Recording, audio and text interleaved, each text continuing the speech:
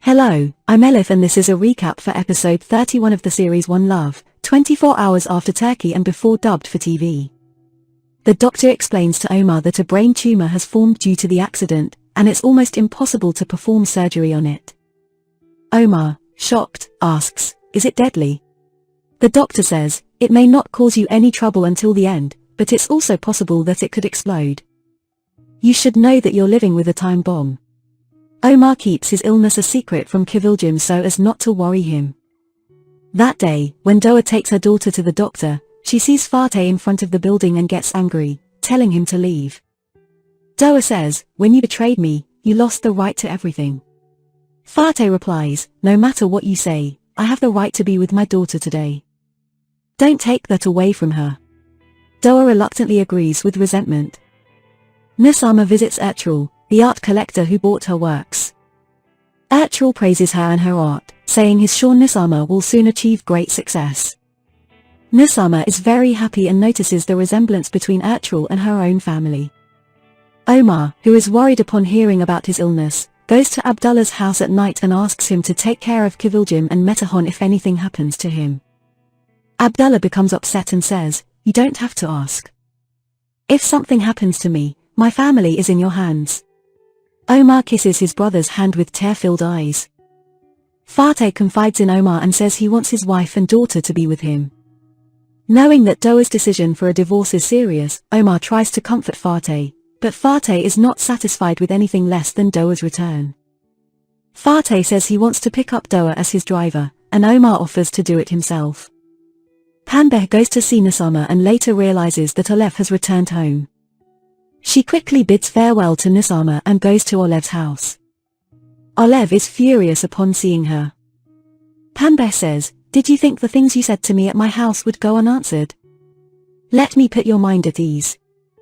My husband may entertain himself with you for a while, but in the end, he'll come back to me. Nobody will make you their lady at home. Your Omar will spend nights in hotel rooms." Olev, her words rendered speechless by anger, goes to see Abdullah after Pembe leaves and says, "Your wife came and told me everything that came out of her mouth. Didn't you tell me you love me? Now you have to stick to your word." Abdullah says, "I only told you about my feelings. It didn't mean anything more than that." Olev leaves in disbelief.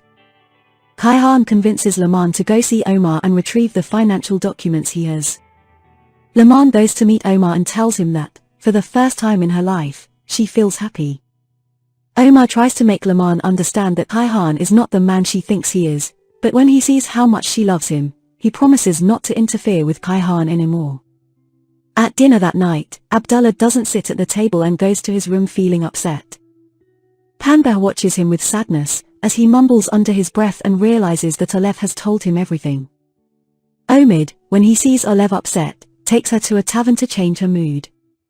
Nusama tries to contact Omid until midnight, but he doesn't answer, and she becomes worried. When Omid returns home, he's drunk, and Nusama, seeing this for the first time, is shocked. She can't sleep next to Omid because of the smell of alcohol and ends up sleeping in the living room. In the morning, Omid apologizes to Nusama and says that he'll take her with him next time. Nusama, with bitterness, says, "But last night, you said you wanted to join us."